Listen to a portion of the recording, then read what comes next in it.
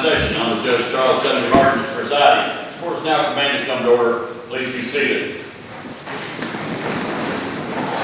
Good morning. We're here for the case of Commonwealth versus Timothy Dotson this morning. Jurors present. If you call roll, Madam Clerk. I'll allow Madam Clerk to call roll. Here. Tyler Alcorn. Here. James Alexander. Here. Barney Alexander Jr. Here. Wade Alexander Jr. Here. Benjamin Bailey. Here. Sheila Bailey. Here. Amanda Barnes. Here. Oh, no. Isa Barnes. Here. David Barrett. Here. Lynn Beck. Here. Lisa Benedict. Here. John Black. Carrie Bowling. Here. Jenna Brenniger. Here. Luann Bryant. Here. Christopher Campbell. Here. Sonia Chenault. Here. Melissa Cottrell. Teresa Dodds. Here. Anthony Eversole. That's the technology before. Geneva Gilbert. I'll give you a chance. Rebecca Gillum. Once we get the jury select, we can let you, is that one you? Gary Hall. Yeah, once we go through the jury selection, we'll take. Nathan Hamilton. Stretch their legs, Here. started, and I'll make sure that let you check everything out. William Hensley. Here. Rose Ann House. Here. Daniel Howard. Brady Johnson. Here. Robin Jones. Brian Kerr. Here. Noel Land. Leslie Masters. Here. Dana Mendoza. Here. Tony Mershon. Logan Metcalf. Here. Dana Miller. Here. Kevin Mobberly. Here. John Mullins. Here. Jamie Orr. Here. Jason Phillips. Here. Michael Poe. Here. Jared Powell. Here. Joe Rudd. Here. Jacob Shepard. Here. Melissa Shelton. Daniel Smith. Austin Weddington. Here. Eddie Worley. Here. Christopher Wright. Jason Yates. That's the call? Okay. Ladies and gentlemen, I do want to thank you all before we get started for your service today.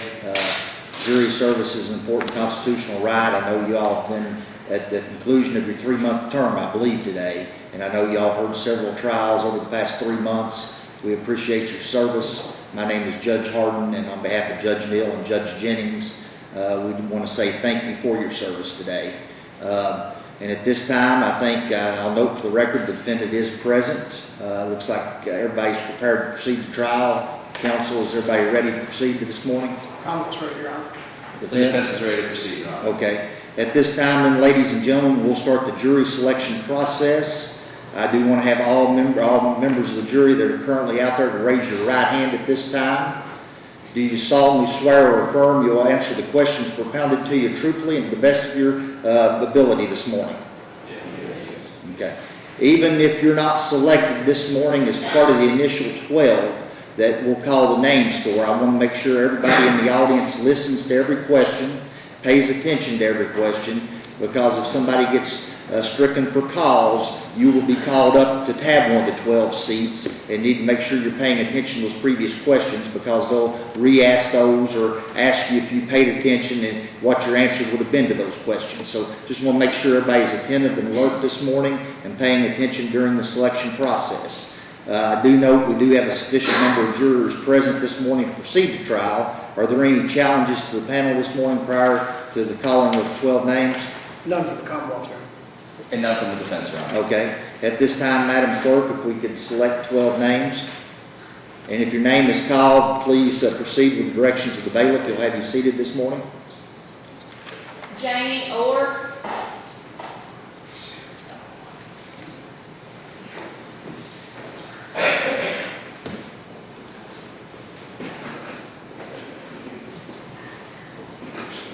Wade Alexander Jr.,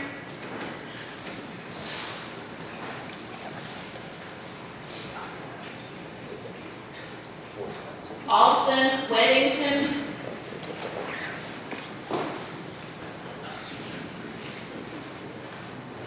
Leslie Masters,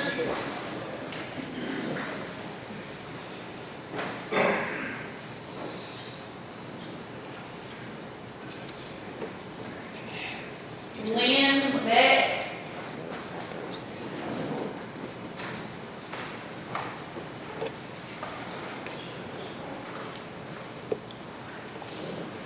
Carrie Bowling,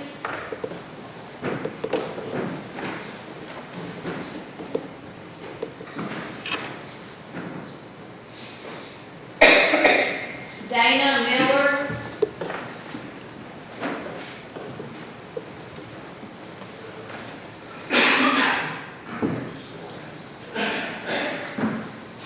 Rebecca Gillum,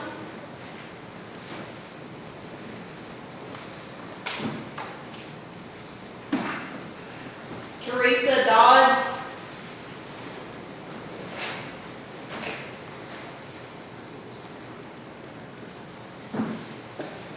Sonia Chenault,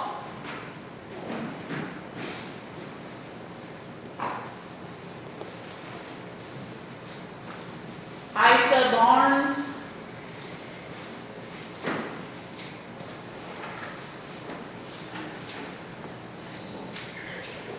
and Brady Johnson.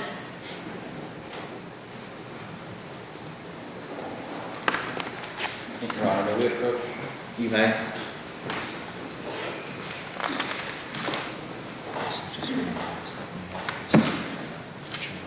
Qualification forms that we filled out, if we may have a copy of those. You got a copy of them?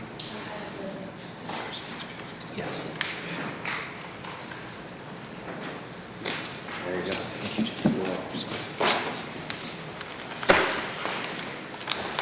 I'll note we've got 12 members currently seated this morning to begin the selection process. Do want to stress to everybody that the questions this morning are not meant to harass, embarrass anybody. They're meant to ensure that defendants guaranteed a trial by a jury of peers and fair and impartial citizens of this Commonwealth.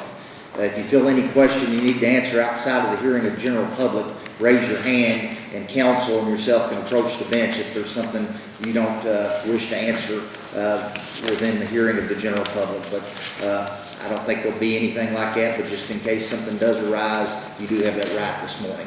At this time, I'm going to have the parties introduce themselves. If the Commonwealth would stand, introduce your parties, and I'll do the same for defense. Thank you, Your Honor.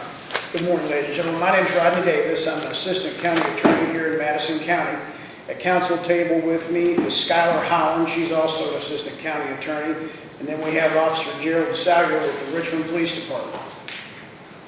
And ladies and gentlemen, I'll ask a general question regarding the Commonwealth's parties, and then I'll turn it over to, or let defense introduce themselves. But Commonwealth's introduce themselves, the attorneys and the officer. Does anybody know either attorney or the officer this morning personally? Okay. Would, by knowing those parties, would that interfere with your ability to try the case impartially today and render a fair and impartial decision? No. saw somebody raise their hand back there, and I'm just gonna allow them to answer. Does that raise any issues for you? Okay. And council may follow up on those questions, and they've got a right to do so, but I just wanted to go ahead and basically raise that issue out. And then I'm gonna allow defense counsel to stand and introduce themselves. Good morning. My name is Larry Forman, and I represent Mr. Timothy Wayne Dotson. And here with me is Evan Bates as co-counsel from my office. Same question as I asked regarding the Commonwealth. Does anybody know defense counsel or the defendant this morning? Would that interfere with your ability to render a fair and impartial decision? I see no hands. Then at this time, I'll turn over the question to the Commonwealth this morning and then defense counsel. Thank you, Your Honor. May I please report, Mr. Forman, counsel, ladies and gentlemen of the jury. Thank you for being here this morning. This is our opportunity to kind of get to know you just a little bit, and for you to get to know us. We've already introduced ourselves today, so you have an idea of who we are. A little bit more about myself. I'm an attorney here in town. I've been practicing for close to 30 years now in Richmond. I'm in a firm named Davis and Heyman, and we have an office on 2nd Street. I don't see anybody on the panel or in the pool that we've done work for, but I just want to make sure that there's no attorney-client relationship that any of us have ever had, or that I've been adverse on the other side of the case against you, possibly. No? Okay, good. I'm going to list some other witnesses that you're going to hear from today, just to make sure you don't know any of them. I doubt that you do, but I need to check. I've already told you that Officer Gerald Sager, he's the arresting officer, and he's going to testify. You're also going to hear from a medical technician that did a blood draw at the hospital. Her name is Elizabeth Bebout, B-E-B-O-U-T, and I believe she's from Essex County. Does anybody know Miss Bebout or have any information related to her? No? Okay. You're also going to hear from 2 chemists with the Kentucky State Police Lab. One of those chemists' name is Bailey Gill. The other chemist's name is Sarah Hobson. Anybody know those ladies?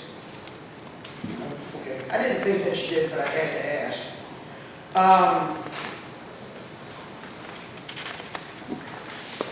So, we're here on a case today that deals with driving under the influence. Driving under the influence of intoxicants. And in this particular case, it involves allegations related to both alcohol and marijuana. And the judge told you, if I ask a question or the counsel asks you a question that he believes is private, feel free to go to the bench. But my question, has anyone ever been charged with a crime like that that's on the panel? No? How about anyone close to you or your family? Husband, brother, sister? Okay. Are you Miss Gillen? Okay, ma'am, can you tell me about that? My brother in December. Timothy. Your brother Timothy? No, his name's not Timothy, but the same thing, that he got arrested for it. Okay. Driving the evidence about alcohol and marijuana. When did that happen? December. Oh, so it's very recent. Is there anything about his arrest that would cause you to be unable to be impartial in your assessment of the evidence in this case? No. No? Okay. Was he arrested here in Madison County? No, Fayette. Okay. Okay. Thank you. And Ms. Milton?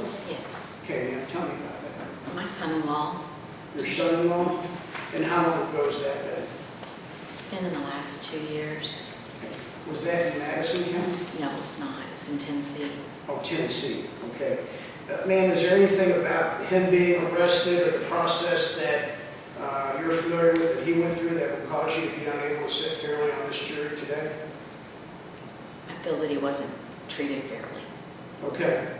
And of course, our court system had nothing to do with that, Right. correct? Do you think your feeling or your emotion that he was treated unfairly would cloud your judgment today? I don't think so. If it would, it's okay to say that it would. I need to be sure that when we give our evidence and the defense gives their evidence, that you look at it through the lens of fairness and not through the lens of, well, I know I had a family member that went through this process. You understand what I'm saying? Yeah, I feel his was racial Okay. and fairness. Okay. It's So, I don't know. I understand. Okay, how about anybody else on the panel? Has anybody on the panel ever had themselves or a family member impacted by alcohol or marijuana? And what I mean by that is ever been a victim of a wreck, perhaps, where somebody was intoxicated, or had a family member arrested for marijuana possession or use, or something along those lines? No? Okay. Does anybody have any strong feelings, one way or the other, about alcohol? And what I mean by that is either one way or the other. Is there anybody that thinks that DUI laws are way too harsh and unfair, or the other extreme that, we're just not hard enough on driving while intoxicated, or that alcohol is inherently evil? Does anybody have a feeling about those two extremes one way or the other? No? Okay. How about marijuana? Marijuana is illegal in Kentucky. Does anybody have any feeling as to whether it should be legalized or it should be illegal? No? Okay. Now, one of the things that you're going to hear a lot today, probably both from the Commonwealth and defense, is this idea of impairment. In Kentucky, you're not allowed to operate a motor vehicle while you're impaired. Can someone on the panel tell me what impairment is in your mind, just in general usage? How would you define impairment? Anybody? Under the influence. Under the influence. That's fair. How far impaired do you have to be by an intoxicant, whether it's drugs or alcohol, to be under the influence? Do you have a feeling for that? Your Honor, move the approach. You may. I think the question is reserved for jury instructions. I think counsel is trying to define the influence in the matter. It is not counsel's job to do it for possibly tread lightly as to what its question is going to elicit. Judge, no, I am questioning the jury as to their thoughts of what impairment is. I'm not asking for their own definition. I said common usage, what their understanding is. I'm not trying to instruct them at all. I think they have the ability to say this is what we believe impairment is. If they can, yeah, I think, here's the deal, you can't define it for them. Right. You can, he can inquire, or you can reach what basically it's their call, their decision, you're asking what their definition is, but you can't basically make any statements that are defined for them or any reference to what you think it is. Correct. Okay, okay. Thank you. You may proceed. Sorry about that. You're going to have that someday. Every once in a while, both sides are going to say, Judge, we need some clarification procedure on what we're doing. And I believe when we approached the bench, I was speaking with Mr. Wellington. Is that correct? And I appreciate your answer. At what level of impairment are you under the influence of an intoxicant in your mind? I guess when it affects your ability to drive. That's a fair statement. Does anybody else have a feeling that's different from that? That would define impairment differently? No? Okay. In this particular case, you are going to have evidence from the Kentucky State Police lab who tested the defendant's blood. And you're going to have one test that's an alcohol test. And then you're going to have one test that's a test of the marijuana in the system. Does anyone on the panel have any experience either from a medical standpoint, an education standpoint, about chemical testing of blood, the drawing of blood, the storing of blood for testing, any of those type of things? No? Is anybody on the panel in the medical field? A med tech, a nurse practitioner? You, ma'am? And are you Lynn Beck? Ms. Beck, what's your background, please? I'm a labor hall nurse. A labor home nurse? It's like a pediatric nurse? No, it's helping women have babies Oh, okay. I got you. Okay.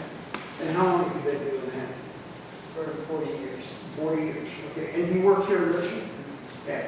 Well, I call it Patty Clay, the Baptist. Okay, thank you. Anything about that training or that insight that would give you any feeling one way or the other as to blood testing or blood draws?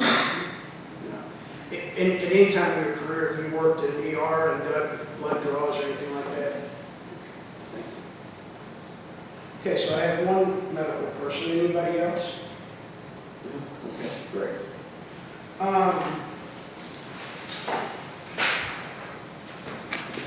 The other thing that you're going to hear today is you're going to hear testimony from Officer Salyer about what I'm going to call field sobriety exercises. And I'm sure we've all seen TV, cops or the evening news or whatever, where you see folks that are under investigation for driving DUI or driving under intoxicants go through those field exercises where they hold something in front of their eyes and go back and forth, or perhaps they maybe do a one-leg stand and hold their foot up. Everybody's seen that, right? Does anybody on the panel have any training or insider knowledge as to those field sobriety tests? No. Does anyone on the panel have a feeling one way or the other as to whether those types of tests are good type of tests or bad type of tests?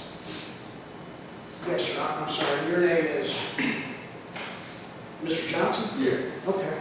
Tell me, sir. I feel that the field sobriety is a judgment. Or judgment? It's based on what the officer thinks. So it's a matter of opinion based on what the officer... More so than another officer. They feel differently about it. Okay. So let me kind of dig down in that just a little bit to make sure I understand. So are you telling me that perhaps Officer Sawyer does a set of these field sobriety exercises and he has one opinion as to the result, but another officer could do those same exact tests and have a different opinion? The potential is there. I'm sorry? The potential is there. Potential for that. Is there anything about that opinion that would sway your testimony, or not your testimony, sway your opinion today one way or the other? No? Okay.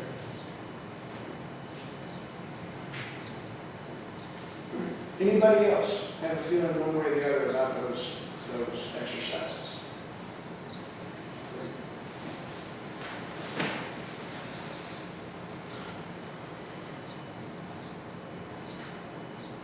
So I suspect this is going to be a one-day trial. I suspect it will go into the afternoon, probably 4 o'clock or so. Is there anything that anyone has going on in their schedule where they just couldn't give this trial their full attention today because of something going on in their life? Yes, ma'am. I'm leaving for vacation. You're what? I'm leaving for vacation Okay. at like 5 o'clock with like 10 other people. With like 10 other people. So you don't want to miss that vacation. I'm ready to run. I understand that. Your Honor, she's going to have a deadline at 5. I don't know how late we would go. I mean, I've been done before, and I've gone to 7 or 8 before, so on one-day trials, so I counsel y'all. You all agree to excuse me? I don't want to hold her here. Okay.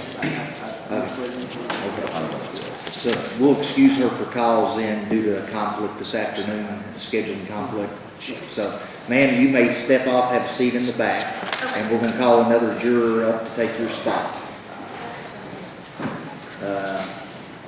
And what was your full name again, so the clerk can mark it? Rebecca Gillum. And Yeah. Those are not all of them, those are ones I can find. She said she had an excuse. This excuse for the 30th next week, yeah. I don't think there's anything, I was told today, I don't think there's anything said on the 30th next week. So I think this is your all's last day of service for the entire pool for your 3-month term. So that's what the secretaries told me when I came down today, so.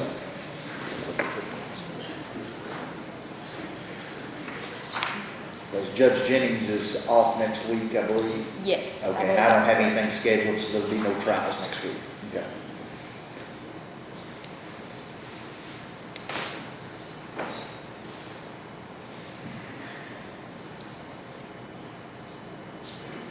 You're generating another name. Lisa Benedict.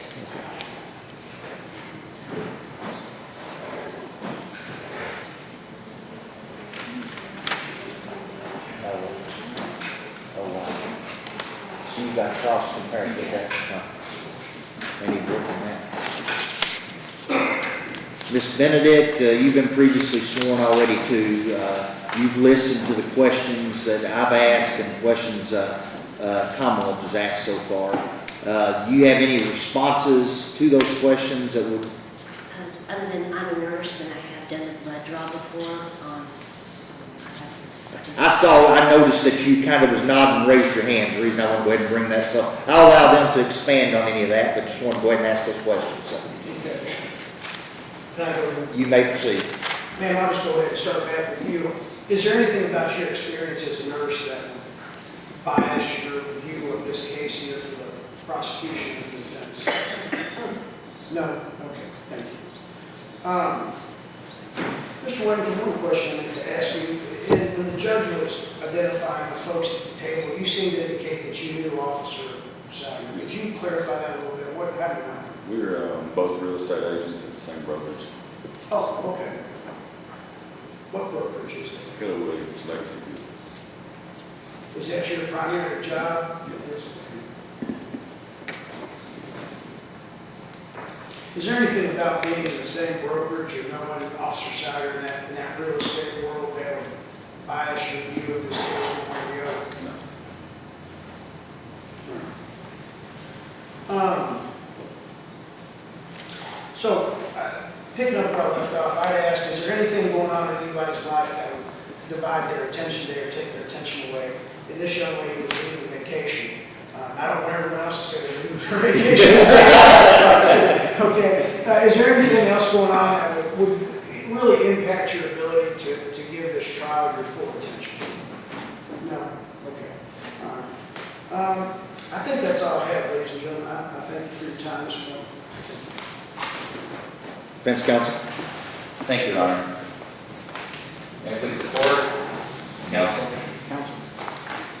Ladies and gentlemen of the jury, once again, my name is Larry Forman, and I'm the bad guy.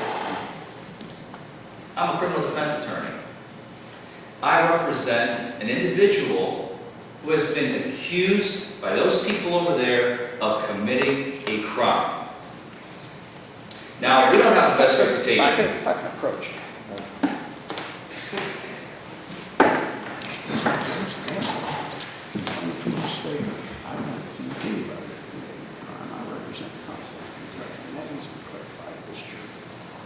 Obviously, and I do agree with that. I'd like to re-clarify that. Obviously, it's the Commonwealth's case. The chief, they represent the Commonwealth, but the attorneys here did not bring the charges. They represent the Commonwealth in proceeding with the case. And you're accusing them of file. They didn't file the charges. No, sir. Right, but they're representing the Commonwealth, and the charges are being levied against my client. I I'm the know. Commonwealth. I would ask you to admonish the jury to correct that. I am. Obviously, the charges were brought by the Commonwealth against the defendant as stated. And I'll go ahead and tell you at this time, at the conclusion this morning of the case, I will read to you the jury instructions, and I will instruct you of the law in the case and ask that you, whether you can follow that law, and that'll be part of your oath this morning. But I just wanted to clarify, this is defense counsel. Defense counsel obviously stated represents the defendant. The Commonwealth, over here, the county attorney represents the Commonwealth. The charges were filed by the officer who is part of the Commonwealth. You may proceed, counsel. Allow me to rephrase. The charges have been brought by Officer Salyers, and then the Commonwealth is representing, the prosecutor is representing the Commonwealth, bringing the charges forward against my client. My apologies for misspeaking, Your Honor. You may proceed. In my job, criminal defense attorney, we, as I started to say before the prosecutor interrupted my train of thought, we don't have the best reputation. And I'm aware of that. Hollywood has portrayed us as liars, cheats, hacks. And I'm addressing the elephant in the room because I know what my image is. And there's nothing I can do about it. But what I can do, and what I urge you to do in this case, as we'll get to in a moment, is to look at the facts of this case. Don't look at the person. Don't look at the image that we have.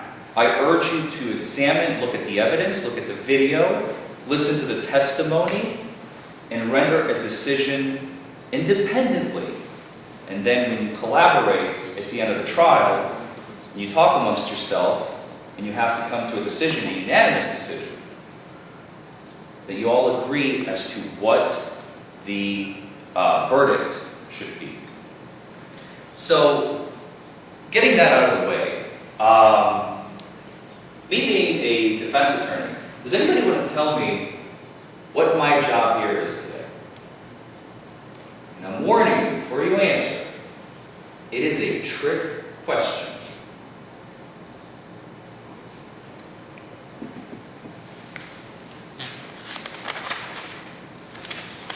I'll give you all a few seconds. Go ahead.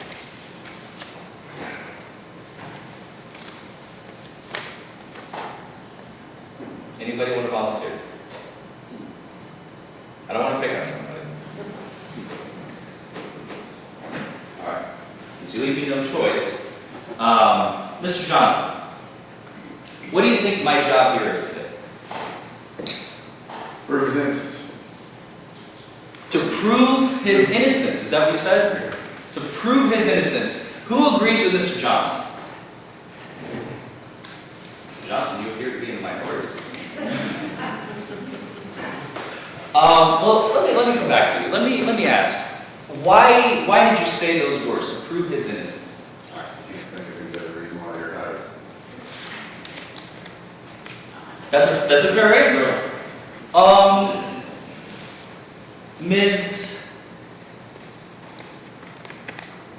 Mr. Weddington, why do you not agree with Mr. Johnson's statement of my job is to prove Mr. Dotson's innocence? We don't know if he's innocent. We don't know if he's innocent. We don't know if he's innocent? So what is my job? I guess to help him in any way he needs. Be his representation. To be his representation.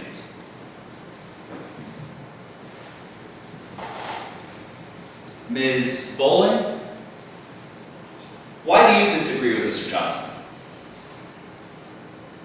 I don't know if I disagree. Well, you didn't raise your hand when I said if anybody agrees, so I apologize if I jumped to conclusion. Let me rephrase the question, okay? What is my job here today? To make sure that he is fairly represented and that the jury can hear all evidence, and whether that leads to guilty or not guilty, that's up to us, I suppose. You're getting close. That was a great answer. Yes, ma'am. Your job is to convince us that there is enough doubt that we will not convict him. To convince you that there is enough doubt, that sounds like an extremely difficult job to do. I think that's what you're hired to do. Okay? Does anybody else have an answer who would like to volunteer? Yes, ma'am. Just to find out what the truth is. To find out what the truth is. To sort through, to figure out what the truth is. I love that answer. The truth of the matter is, I don't have to do anything. The Commonwealth, Mr. Davis, has the burden of proof. Has anybody ever heard that term, burden of proof? I know you all have served for the last 3 months. I'm sure it's been beaten into your heads over the last 90 days. What is burden of proof? Does anybody want to tell me? It's truth beyond a shadow of a doubt. Truth beyond a reason. Oh, I'm sorry. What did you say? It's a truth beyond a shadow. Truth beyond a shadow of a doubt. Well, it's beyond a reasonable doubt. We don't use shadow of a doubt, but you're close. You're very, very close. Have you all has anybody sat on a criminal trial before? In the last 90 days, How many of you have been on at least one civil trial?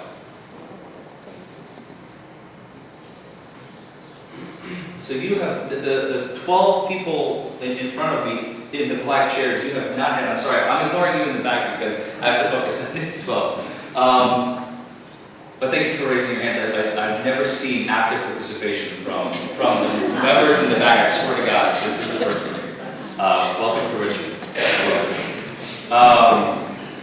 So the 12 of you have never sat in the 90 days in a single jury trial, and today is your last chance. Okay, well, don't fight over each other trying to get on this jury, because you can only pick 6 out of the 12. Okay, so let's go back to the original question I asked. What is my job here today? And I told you, that you heard a wonderful answer, which we'll come back to in a moment. My job really is, I don't have to do anything, because the burden of proof, and I'll tell you, the burden of proof is essentially the party, and in this case it's the Commonwealth with the assistance of their witnesses. They have to prove their case beyond a reasonable doubt, and I don't have to convince you of anything. I can sit there with Mr. Bates and Mr. Dotson, and we can play cards the entire trial. Not say a single word. The judge will ask, Mr. Forman, do you have any questions of this witness? No, Your Honor. And we'll just continue playing cards. And if by the end of the case, Mr. Davis has not proven his case beyond a reasonable doubt, we haven't said a single word, what must your verdict be?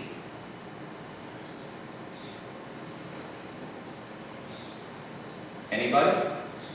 If they have not proven their case beyond a reasonable doubt, at the end of it, not guilty, right? Does anybody disagree?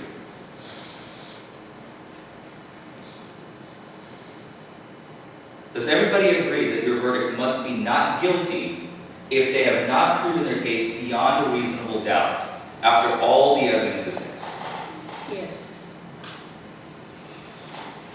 So, that brings me to another question. How many of you all, when you walked into the room this morning, looked at Mr. Dotson and thought to yourself, well, I wonder what that man is innocent of? Raise your hands if you had that thought. Well, I wonder what that man sitting next to the criminal defense attorney is innocent of. Nobody had that thought, right? But that is what the law requires you to do. Because has anyone ever heard the term innocent until proven guilty?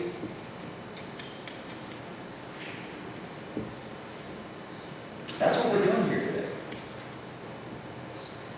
As we sit here at this very moment, for no evidence is coming in, right? We haven't heard from any witnesses. We haven't watched any video. We have absolutely no evidence in this case yet. So if you were, hypothetically speaking, to go back to the jury room and deliberate, I think their deliberation would be very, very short. And what would your verdict have to be at this very second? Innocent. Not guilty. Right? Does anybody disagree? Does anybody have negative feelings towards that notion?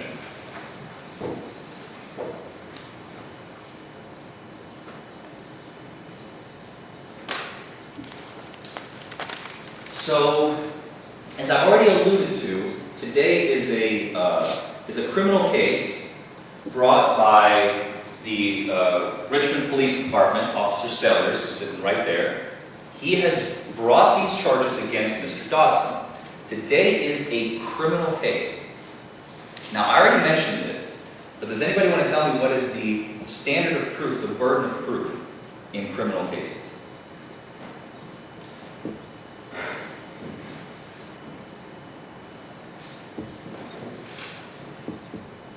Ms. Barnes? He has to prove it without a shadow of doubt. He did whatever we Beyond a reasonable doubt. And you'll hear that term again when the judge gives you the instruction. So, They're very, very close. They're almost the same, but in Kentucky, under the building that we're sitting in, beyond a reasonable doubt it's the magic language. It's a canned term. But you're absolutely right. Beyond a reasonable doubt. Has anyone ever sat on a civil case before? Maybe not in the last 90 days, in your entire life. Ms. Benedict? You've sat on a civil case before? Do you remember what kind of case it was and when? It was a few years ago here, and it was basically determining whether someone was in their right to be able to take care of themselves. Mental inquest court? Oh, that's fantastic. Okay, so mental inquest court, do you remember what the standard was in that case? I don't remember all of it, but I do remember that they had to be, have the mental capacity to be able to care for themselves and to take care of their needs and things of that nature. Do the words clear and convincing evidence ring any bells? How were they used? Do you remember? They had to prove to us that this person was unable to take care with their money and everything. Their financial abilities and so on. And the standard was that in the judge's instructions, when you went back to deliberate, do you remember the words clear and convincing evidence written on the instructions? Yes. So that is, not in all civil cases, and thank you very much, Ms. Benedict. I'm going to take a step back and we'll come back to that in just a moment. So there are two types of civil cases. There are civil cases where the question is liability and damages. Where basically, somebody causes an injury to somebody else, and somebody else has to pay the injured party. The most classic example we can think of are car accidents. Right? Insurance company doesn't want to pay. Lawyer believes client deserves compensation. Lawyer takes case to court. Right? Does anybody know what the standard of proof is in those types of cases? Mr. Alexander? I have no idea. No idea? No. Mr. Johnson? No. Ms. Dodds? No idea. Okay, I'll tell you. Preponderance of the evidence. Has anyone ever heard that term before? Preponderance of the evidence is the standard in civil cases where the only question is, now we'll talk about what Ms. Benedict said in just a moment. We're not there yet. This is a different type of case. But when you're talking about simply money and liability, do I owe you money, how much, and when do I pay, if I pay at all? The standard is the lowest in the land. It's preponderance of the evidence. The way I like to think of it is, you all know Lady Justice with the scales? It's just an oomph above or below 50%.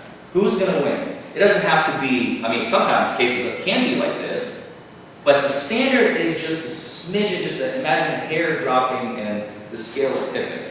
That is the standard in civil cases. That's what we were taught in law school. It's an oomph above 50%.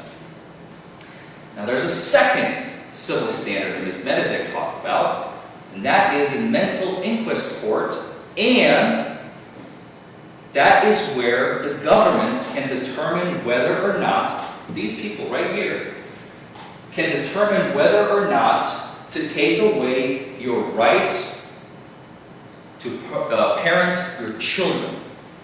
To take your children away from you, to determine whether or not you're an unfit parent, if there's obviously evidence to the same, they're not just going to randomly drag you to court. But if there's allegations and there's evidence to the same, the government can take your children away. The government can also bring charges, civil charges, they're not criminal charges, to argue whether or not you are competent enough to handle your own finances. If you're not able to take care of yourself, has anyone seen the movie I Care a Lot? It's basically that. Woman walks in and says, yeah, I own you now. I have a court order that says you're incompetent to handle yourself, and I'm your handler. That standard in that case, as you all heard from Ms. Benedict, is also clear and convincing evidence. And that is still a standard. Both of those standards that I mentioned are lower than the standard that we have here today, which is, feel free to shout it out at this point. Beyond a reasonable doubt. Beyond a reasonable doubt. Why? There's one reason and one reason only. Because Mr. Dotson is being charged with a crime. And they can take, you all will have the power, when you go back to deliberate, to take his freedom away, to put him in jail, to tell him he has to pay fines and court costs. You will have that power. That is why our forefathers, because they knew how corrupt the system was in England at the tail end of the 18th century, and they said, no. We're not going to let corrupt, bought and paid for judges, no offense, Your Honor, this was a different time. You referred to the 1800s. I wasn't around then, so I'm good. Just wanted to throw that out. To decide cases, we're going to let members of the public, and not only are we going to let members of the public decide cases, we're also going to set the standard as high as we can get it so that system can't be screwed with. And that is the system we are operating under on June 24th, 2022 here in this courtroom today.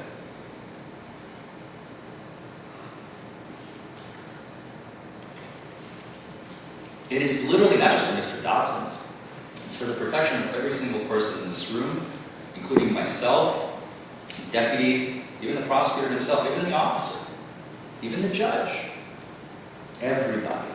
Our forefathers were very intelligent people because not every country in this world operates in this fashion. Just so you all know, we're very lucky. Very, very. So,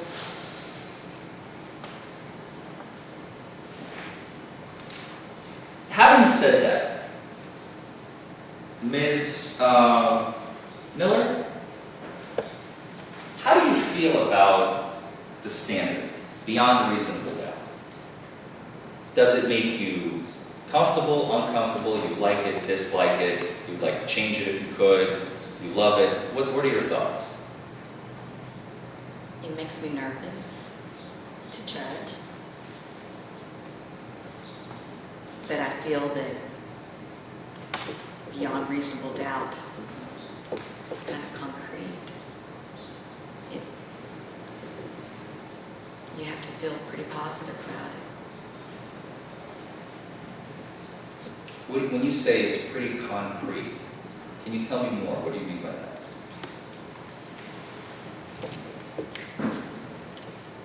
I think you have to feel pretty strongly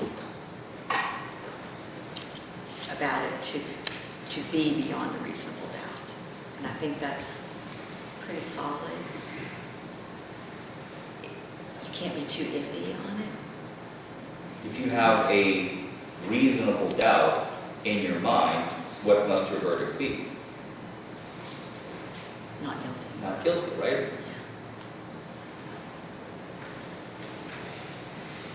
Ms. Bennett,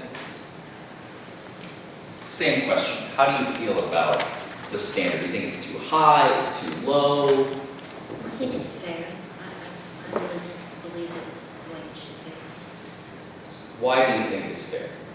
Well, as long as they can prove beyond a reasonable doubt that he's guilty of what he's done, then, but they do have to prove that, what he did was, that he is guilty of what he's done.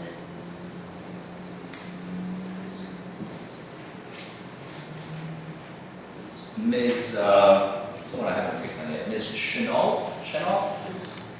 How do you feel about the standard beyond a reasonable doubt? I think it's fine. I mean,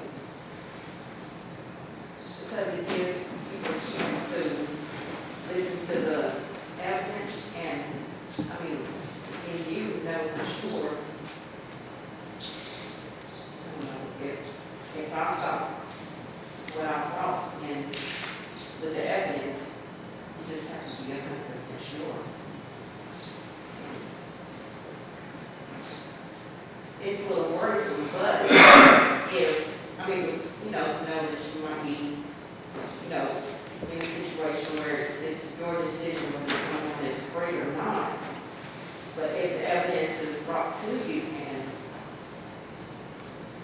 I don't know, without a reasonable doubt. I'm sorry, you said the word worrisome, and I just want to Well, follow I up. guess the idea of thinking that you have to be 100% sure within you, because you could be taking, like you said, somebody's freedom. You know, if it was, you just got to know 100%. It's basically, if I'm hearing you correctly, you're saying, I, as a juror, have an immense responsibility, and I better be right after all the evidence comes in, because I don't want to get it wrong, because his life is on the line. Right. That's how I feel myself.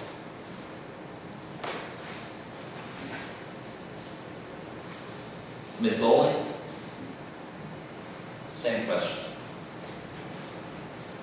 How do you feel about the standard beyond reasonable doubt? I think it's very fair.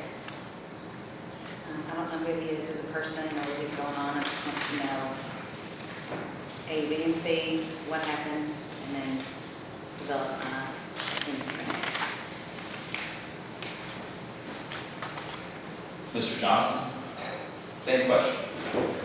I've never really considered before what that really is, but there has to be a standard set, there has to be a threshold, I guess, set, and that threshold is whether or not you are above that reasonable doubt or below it, but still not so much 50, but 50 years as long as that. Well, excuse me, I'm sorry, I have to stop you, because in Kentucky, we're not permitted to define what beyond reasonable doubt means. Right. Okay? The law, the judge will be very upset if I try to do that. Right. I can't do it. It moves. So, some states you can, all right, in Kentucky you cannot. But please continue, just want to make I don't sure. have anything else I would say other than. You've never heard, have you ever heard I've of heard it? it, but I've never really. Analyzed it, or had an introspective moment of, Hear people making that decision on that today, not first time I've ever really. and I don't blame you, it sounds like a very boring philosophical exercise Right. to do it on your own. I mean, we do it because we're lawyers, but I don't blame you one bit. So, having heard what you heard here today, allow me to ask a follow-up question. Do you feel that you understand it better now, or do you still have the same convictions that you had prior to coming to court? In, now the realities here, yes. You learn something new today, it sounds like, right? We all learn something new every day. Ms. Voir, same question. Well, I think it's fair. I mean, it has stood in the judicial system for, what, hundreds of years, so surely I think it's fair. Mr. Alexander? Yeah, I think it's fair.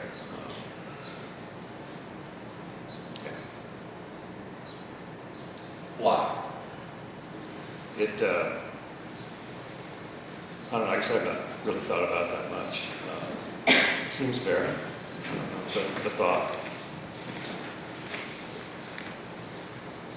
Do you feel that it may be too high of a burden to put on a person? I don't understand exactly. So the prosecutor's job here today is to prove his case that Mr. Dotson operated his motor vehicle under the influence beyond a reasonable doubt. Okay. That's what Mr. Davis has to do here within the next few hours. If he doesn't do that, we all agree your verdict must be not guilty, right? So do you feel that the standard he has to follow, which is beyond reasonable doubt, is too high or maybe unfair in any way, shape, or form to maybe Mr. Davis himself? It seems okay, I don't know. I don't know what you want. I'm just asking your opinion. I don't know. I don't really You don't know? No. Do you agree with Ms. Voir, for example, that it stood the test of time, therefore there's got to be something there? Sure. Does anybody feel that the standard is unfair? or should be different?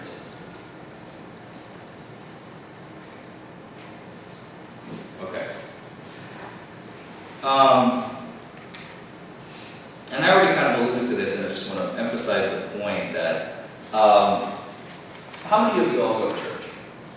Churchgoers. What do you call, Ms. Voir, what do you call the building you go to pray? A church. Church. Does anybody else call it something different? Anybody call it the temple of God? Just me? Oh, yeah, it is the temple of God. The temple of God, that's right, because that's where you go to worship, right? To praise the Almighty, right? Here today, this building that we're in, it's actually beautiful architecture, I said, I did not notice that yet. This building that we're in today, I like to call it the temple of law. And there's a reason for that. Because again, I've kind of already brushed upon it, but I want to emphasize it real quick. There are very specific rules that you must follow as you're in this building and as you go back to deliberate. The judge will give you those rules at the end of his trial, that he will read to you, that you will have to abide by when you go back to deliberate. Mr. Bates and I, Mr. Davis, his assistant, we all have these certain rules that we have to follow. Rules of decorum. You see how we're all dressed. This wasn't by accident. This building has rules and regulations that must be followed. And while you're in this building, you must follow those rules. And I haven't really seen any cases where there's a tendency, and somebody inevitably asks, and I've had even a prosecutor mention it in closing argument, so now I preemptively preface it because I didn't think about it really until he said it, and he was right. I am not telling you to leave your common sense at the door. I urge you to keep your common sense under close guard and use it throughout the entire trial. But what I am saying is that you can't go back to that room to deliberate and go, yeah, I heard all the evidence, but my common sense says all of this. And you can't let that common sense to dominate over the evidence, over the facts, over the video. Does that make sense?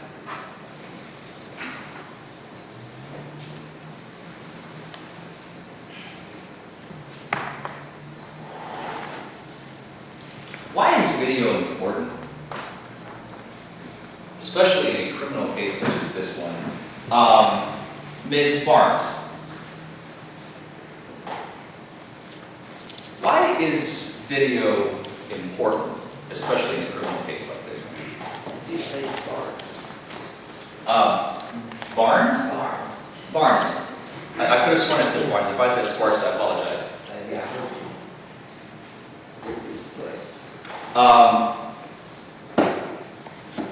I'm sorry, now I lost my train of thought. Video. So, do you feel, and if so, why or why not, that video evidence is important in a criminal case such as this one? It's important. Why? You can actually see, like, you don't have to take anyone's word. Officer, other person, the guilty person, or innocent person. The charged person. You don't I haven't done my job, have I? Not very well. You can see yourself what the video shows you of what happened. Because assuming it's You not, see that on TV all the time on the news, officers and their cams show exactly what happened. Interpretation is still part of it. part of your job, right, as a juror. To interpret what I have seen and hear.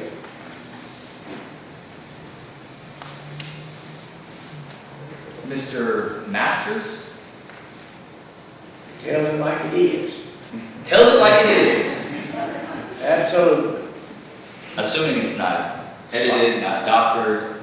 If you watch the video in its original format, tells the story unbiased, right? Tells it how it is.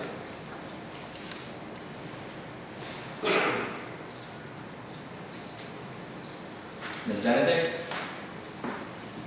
Why do you feel, do you agree, let me rephrase the question, do you agree with Ms. Barnes and Mr. Masters? Yeah, I really do, because it shows you exactly what happened at that time. And it's not anybody's opinion, you get to see what happened and base your judgment on it. Because opinions can be faulty, right? Yes. Two people may watch the exact same thing and have two completely different opinions, right? Does anybody disagree with that?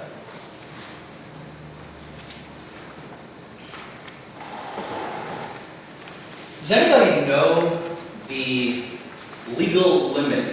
And what is a legal limit? And what is the legal limit in Kentucky?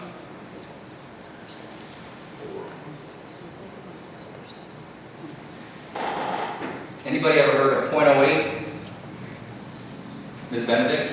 I've had to do the blood draws and things before, too. You had to do blood draws for people who have been arrested and charged with Yes, operating a motor vehicle under the influence Yes. at the hospital. yes, I worked in the ER, had to do a couple of blood draws on people.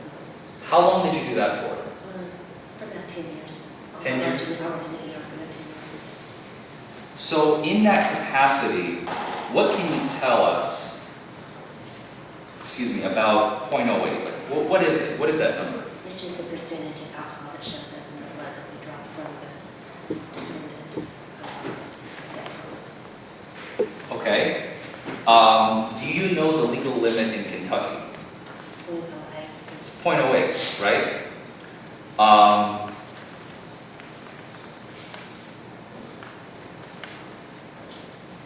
So in your experience as a nurse, you said for about 10 years you have extracted blood from individuals who are being accused, right? And there are certain types of procedure that must be followed as a phlebotomist, right? I think is the technical term for a nurse that is drawing blood, am I correct? Phlebotomist. And what happens if you violate any of those procedures as a phlebotomist, as you draw blood from an individual? What can it do to the results? It can definitely alter the results of the test and if you don't do it properly. What do you mean by alter? Like, what will it do? To change the results of, it could show a higher or lower percentage in the blood. If you put it more on tube, or if you don't do it the way you're supposed to, send it off by a certain time. And as a phlebotomist, are you trained in a certain way on how to extract blood from an individual? Yes. And are there certain steps that you must follow? Yes. And if you either skip or miss or butcher or contaminate the scene in any way, shape, or form, what happens? What could happen to the results? It could change the results of the test.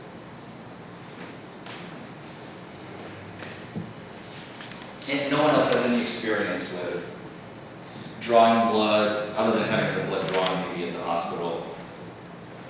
You just have the experience from the receiving end, not from the administrative end.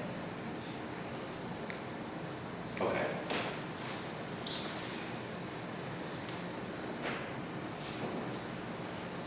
What about marijuana?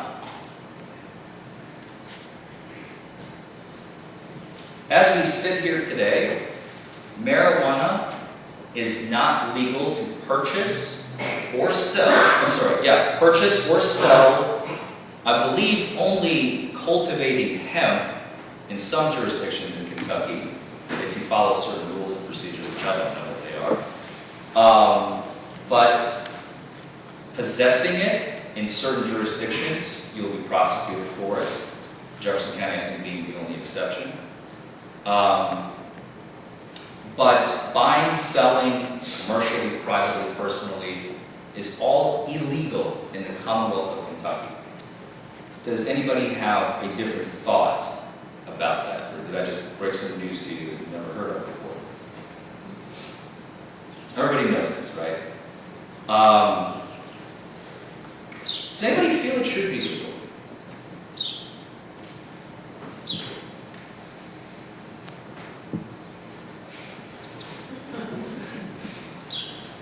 Ms. Bowling? Why? It's in the same category as alcohol. I don't know if anybody's ever been violent on marijuana, but you hear terrible alcoholic things all the time. So it should be. Does anybody agree with Ms. Bowling? I understand if you may feel a little uncomfortable. I'll speak right now for myself. I'm an advocate proponent of legalization of marijuana. That's my stance. I agree with Ms. Bowling. Does anybody, let me rephrase the question. Does anybody strongly disagree with Ms. Bowling and think that marijuana should remain illegal until the end of time?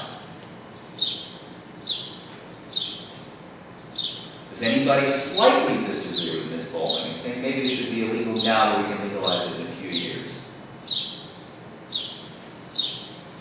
Everybody agree with Ms. Bowling? Okay. Remember how we talked about .08? There is no .08 equivalent in Kentucky. It doesn't exist. I think there's only one state in the nation that even has one, in a .08 equivalent. Kentucky does not have one. There is no, if you're above this line, you are considered to be under the influence. We have that for alcohol, as we talked about. That's the .08. You're above that, you are presumed by law to be under the influence of alcohol. Cross the line. You're over here, you're legal. You're over here, excuse me, not legal. You're over here, you're legal. Right? Marijuana in Kentucky, where we are today, where the laws apply, there is no line. It doesn't exist. You're going to hear evidence of what Mr. Dotson's blood result was in this case. Now, Ms. Benedict, I apologize for picking on you again, but I imagine you, as a phlebotomist, did you ever have the chance of acting in the capacity of a technician analyzing blood test results? Or is your job limited to simply extraction? Extraction and preparing and sending it off. So you never got to see like the results or anything like that? Okay. Has anyone ever acted in the capacity in their career, in their lifetime, a friend of a friend of a friend of a friend, who you have some familiarity with, if at all, with marijuana, THC, also known as Delta-9, that's the technical term for THC, Delta-9 cannabinoid blood alcohol results? No? Okay. So, just to say it one more time for clarity, .08 is the legal limit in Kentucky. Marijuana, it doesn't exist. There is no, if you're here, you're legal, if you're here, you're illegal. Does anybody have a problem with that?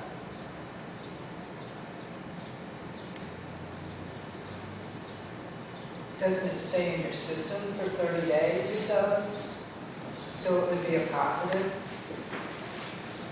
Ms. Beck? Yeah. marijuana can stay in your system for 30 days, up to 30 days, is that what you said? Yeah. So you wouldn't be under the influence, but it would be a positive still in your system? I'm asking that. I wish I could give you an answer. I'm not an expert, and again, it's one of those questions I cannot answer, unfortunately, lest the prosecutor will object and the judge will yell at me. But what I can tell you is, I can't answer the question, but I'll ask you another question instead. Where did you get that information? The 30-day... Yeah, we can approach. See what I did? Respectfully, I understand what he's doing, but he was essentially trying to elicit some expert testimony from one of the jurors. It's completely, you know, Yeah, we need to move on that issue. And actually, I'm going to say this too. There's no objection there that you can have on that issue. Some of the other questions about this too. So just kind of watch your questions. just to be clear, I'm going to clean this up because I think it's an opportunity to clean it up. It's not a legal language, it's a per se. Yeah, It's a complete misrepresentation. You didn't object. I didn't That's stop. what the law is. It's a Complete percent. misrepresentation. Right, Yeah. but the legal limit per se is Yeah, synonymous. but that's not what you said. And he's not charged with that either. He's charged under a different section of statute, so. But, I'm just trying to explain to the jury. I know, but Make sure that they- but he is entitled to point it up. I'll let you proceed. I'm sorry, can we approach once again? When you say clean it up, what exactly are you referring to? Like an opening statement? Or in closing? To be able to ask him questions about that, he's misrepresented. You don't stand on one side of an 08 and be guilty and stand on the other side. Yeah, That's what he said. that's exactly. Well, what I would you- ask the court to admonish them, not the prosecutor. Okay, I'll go ahead and, you want me to do it at this point? That's fine. I think I need to ask a question about it because he's completely misrepresented the standard on the So First of all, I did not do that, sir. And Thank- secondly, I would simply Okay, here's- request, Your Honor, Yeah. that because the prosecutor had his chance to ask questions of the jury, now I have my chance You to... you do, sir. But here's the deal. You did clearly state, and I didn't need, that the law was if you're an 08, you're presumed to be guilty. If you're not an 08, you said you're not guilty, which is not the law in Kentucky. You can be an I didn't say not guilty, Your Honor. I said you are driving illegal, yes. legal. Which is the law. No, Kentucky it's not. agreed with You can be an statute. you can be an 03 and be impaired and be. Impaired, but you are under the legal limit, Your Honor. That's what I said. I think as under state statute, we need to clean it up. And I would ask the court to do that, not the prosecutor, that's all. You do not get to ask any more questions, so you had your chance. We need to follow procedure, Your Honor. procedure is if there's something that comes up that I need to ask a question about. Show me the rule that says that you can do that. I can't show you the rule. There's a rule that says you can't have been doing this for 30 years. I always get to read that if something comes up that gets addressed there. I think the court can do a sufficient job. We'll take up that issue once you finish. Go ahead and proceed with the question. Thank you, Your Honor. Has anyone seen an individual who has been intoxicated in their life, on anything at all? Anyone seen an intoxicated person in their life? What kind of signs do they typically exhibit that you've seen from your experience? Feel free to shout it out.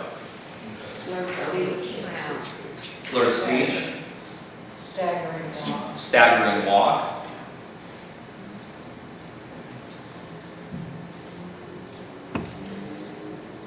What else? Usually loud and kind of boisterous. Loud and boisterous. Limited decision-making skills. Limited decision-making skills. Kind of lowered inhibitions type behavior.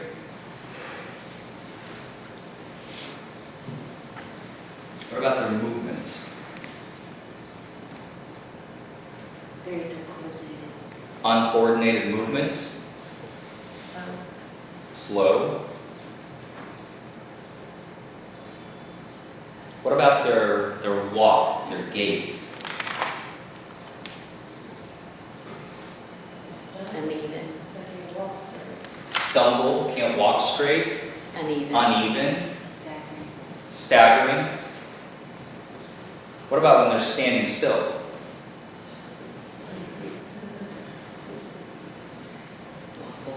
They wobble.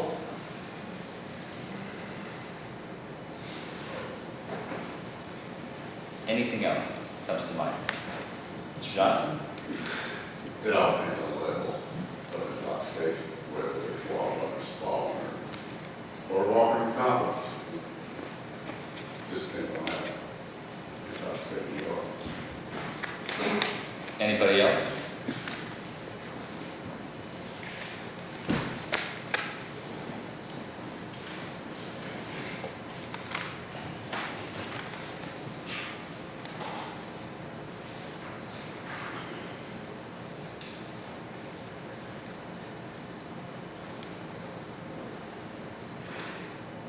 I want to ask you one, it's not really a question, it's more of a statement before I sit down. And this goes back again to our founding fathers. If you all can't tell, I'm a history buff. 250 years ago, we're getting close to actually their 250th birthday, I think. 3-4 years. Our forefathers sat down, and one of the things that they realized after being under the rule of the crown in England, they said, you know, it was very, they were under very much pressure and control by the government over there. And when they came here in the late 18th century, they said, we need protection. Because we've learned from our personal experiences living in England that government has a tendency to overstep and overreach their power. Because when you give an entity a lot of power, sometimes they tend to overstep that power. And that's why they wrote the Constitution, the Bill of Rights, after they realized the Articles of Confederation had failed. And they basically divided this country into two groups of people on that fateful day, on the 4th of July, 1776. They said, we have an entity called the government. Later it became, federal, state, local, all that stuff. But that's one entity, the government.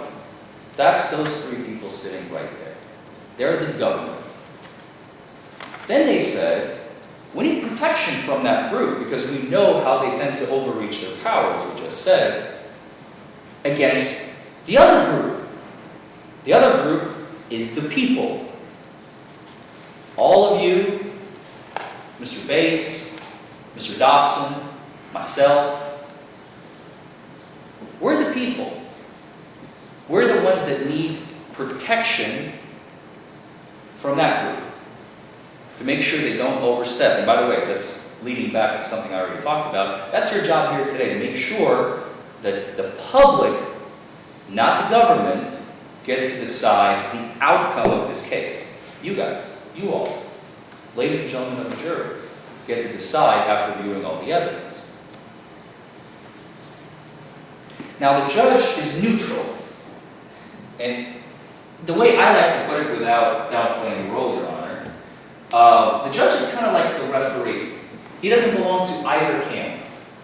The judge is simply there to make sure that the rules are being followed, that the evidence comes in a proper manner. If there are objections, he will rule on those objections, either overrule the objection or grant the objection.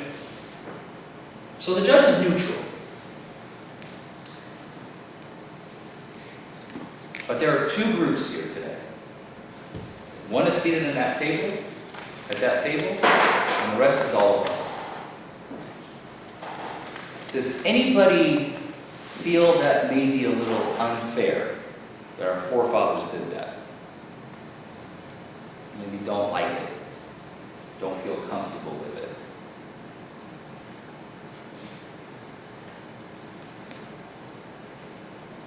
Does everybody understand where I'm coming from?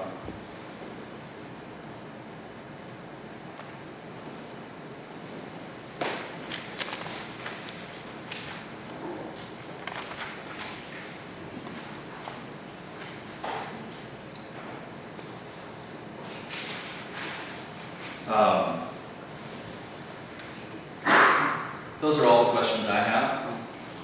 I thank you for your time. We're going to try and make this as quick, short, and painless as we possibly can. Just understand that we have a job to do.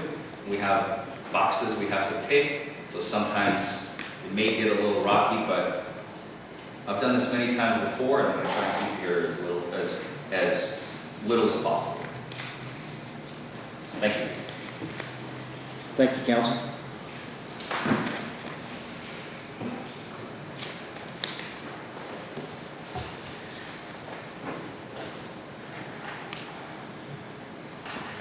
I guess I'm going to clarify something at first and make sure. When counsel was speaking earlier, I just want to clarify something. As he stated to you, I will instruct you at the conclusion of the case as to what the law is in the case. And part of your oath that I will put you under, if you're selected as one of the 6 members to serve today, is an oath that you'll follow the instructions as it pertains to the law and interpret the instructions. The oath actually says, do you solemnly swear or affirm to impartially try the case between the parties, give a verdict according to the evidence and the law.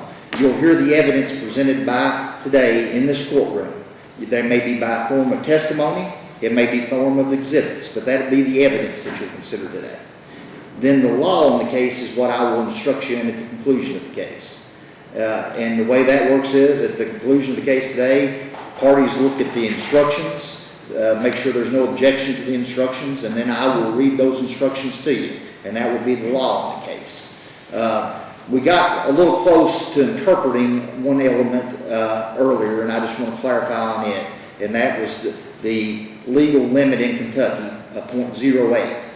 And .08 is pertained to is what they call a per se case. If you're over a .08, you're presumed to be under the influence.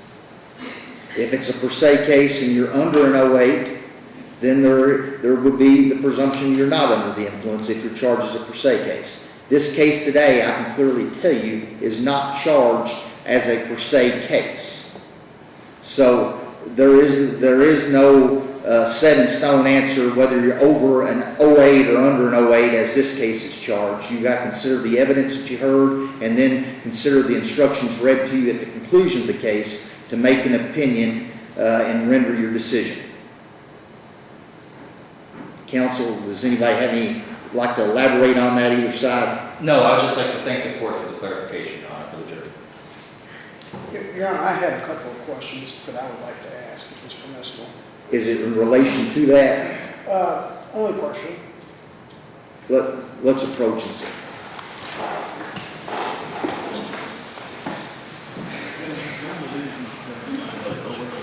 There were a couple of questions on evidence As well.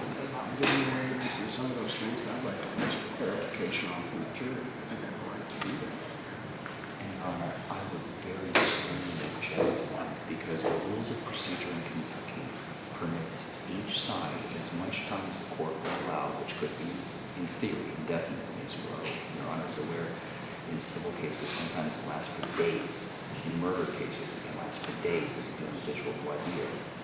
Once the plaintiff or the prosecution concludes their voir dire, they have a right to object when the other side, the defense, either civil or criminal, goes up there and voir dires the panel according to their own questions. But then there is no rebuttal voir dire in existence in the Commonwealth of Kentucky. There is no rule that allows the prosecution to stand back up and say, oh, I'm so sorry, I forgot to ask this question based on what he just asked, and therefore, defense counsel just asked, and therefore, now I get to clarify. And I agree to that interpretation, like I said, unless there was some type of something that needed to be clarified. You can't go back into any other, and that's what. I can't do something completely legal, I agree, but if there's something that's raised by a juror in response to his questions on the entire, I'll clarify those questions and ask them. No, there's no rule against that. I'm with it all.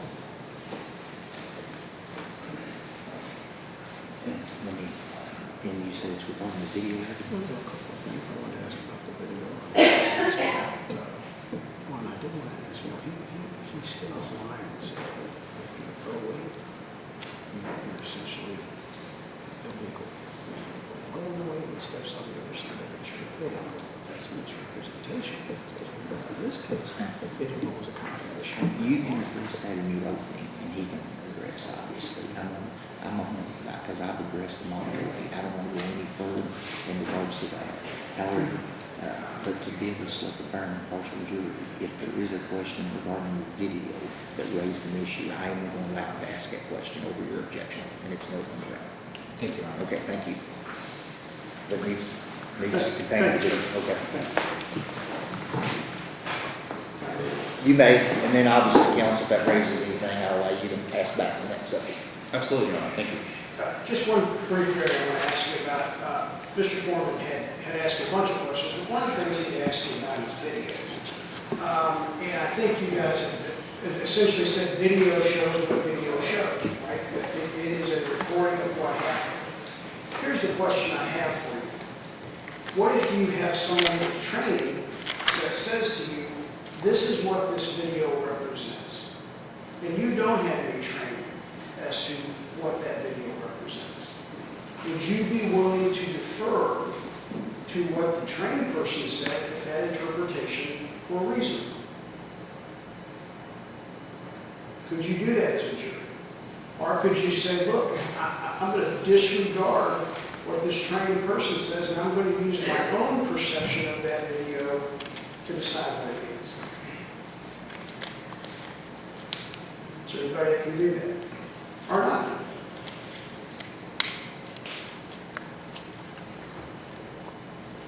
I see a lot of blank stares. Let me ask it to you another way. If you see a video of a tornado,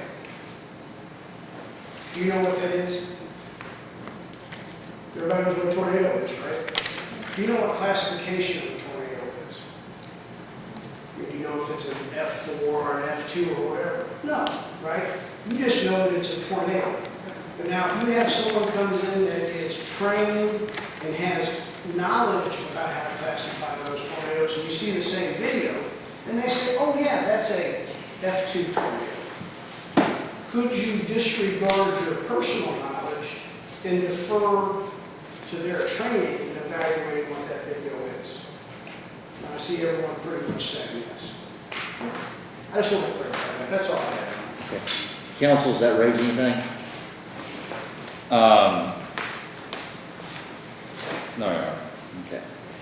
The court does have one more question before we select the 6 names. I just want, it's kind of been touched on. I just want to make sure, the final question I always ask, is there any reason any of the 12 that have been seated cannot serve today? Is there something, it's kind of asked, I know we excuse one for vacation, but I'm just making sure everybody's ready. If your name is called as one of the 6, you're expected to be here to the conclusion of the case.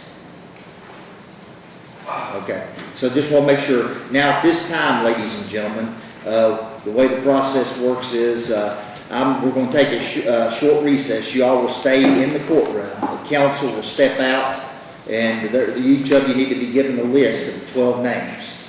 You have the list of the counsel. And bailiff, can we make sure they have a private room to go to? And okay. Your Honor, may we approach? Yes.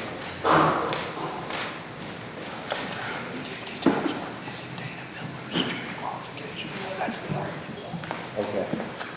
I promise. Do you have it in your strategy? There's some that were, there's a couple of these that do. Ms. Miller's the only one. Okay. There are 12 of them. Ms. Miller. I don't have You've got the other one.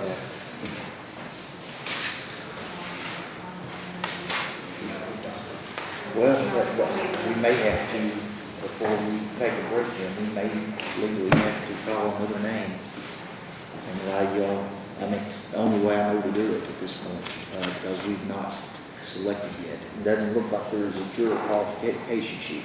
And to be honest with you, this is the first trial I had during the 3-month period, so it's the first time I've been before the jury panel, so I had no clue any information was missing from that sheet. That should have been checked and verified. We haven't had that issue on the other ones. Judge, I'm not so sure. It doesn't. I'm not so sure. I have a jury question instead of disqualifies a jury. If the court can ask her the basic qualification questions, make sure she's a U.S. citizen over the age of 18, I have no objection to just keeping her out in the Hey, interest of time. you want to just call her up here separately? Sure. Okay. Okay. Is it Ms. Miller? Yes. Dana Miller, can you come forward? I promise I'm not in trouble.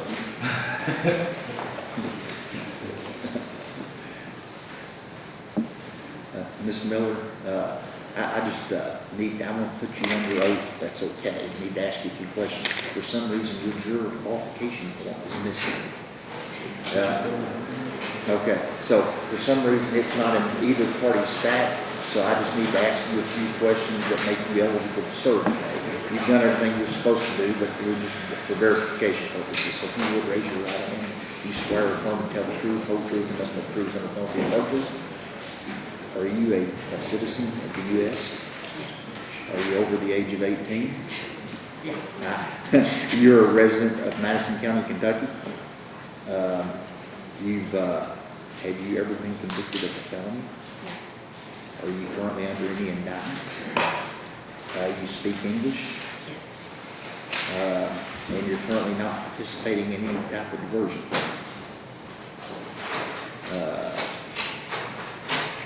I think they've asked you the personal questions that's on here.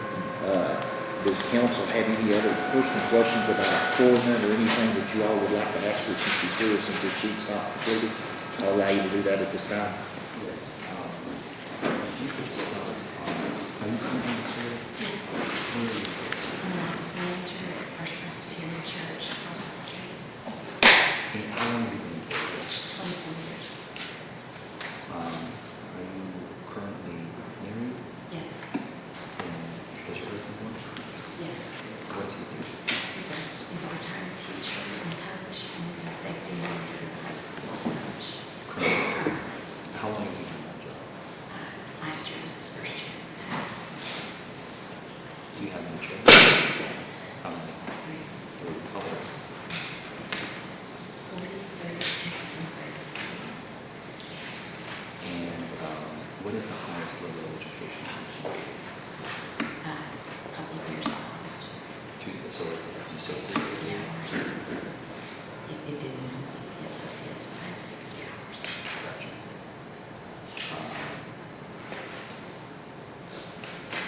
No further questions. Okay. Ma'am, I think that takes care of everything. And obviously today is your last day of jury service, so there's no need to get you filled one out. But you do probably need the information to make sure it's paid and all that. You've had it, okay. It just got, okay. So you may have a seat back. Okay, you're welcome. Ladies and gentlemen, everybody still at this point needs to remain in the courtroom. Counsel, we're going to take a short recess to allow counsel to discuss the matters. We'll come back. We'll select. After that, we'll get the final 6 selected for trial today, and then we'll take a short recess. Once the 6 of you have been selected, let everybody stretch their legs, and then I'll dismiss the remaining jurors from their service. So, if you would, the jurors, please remain in the courtroom. Counsel, you all may step off at this time. Thank you, Your Honor. We'll be in a... Okay. Meeting with this.